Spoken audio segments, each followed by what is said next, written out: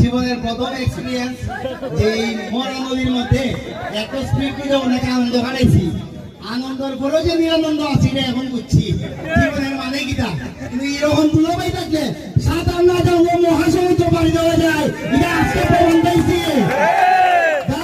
আমি কৃতজ্ঞ ছিলাম ভাই, এবং আপনারা আসলে দোয়া করছেন। আমরা যারা স্পিড করে আসলাম, যে ছোট বাচ্চারা বিশেষ করে আমি ডরাইছি।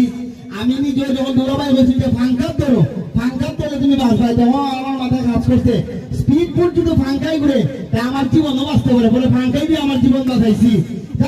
কিভাবে একজন বিসর্জন দিয়ে যদি দেশটা সুন্দর অর্জন হয়, আমার বিসর্জনের জন্য উত্তম আল্লাহর কাছে দোয়া করে।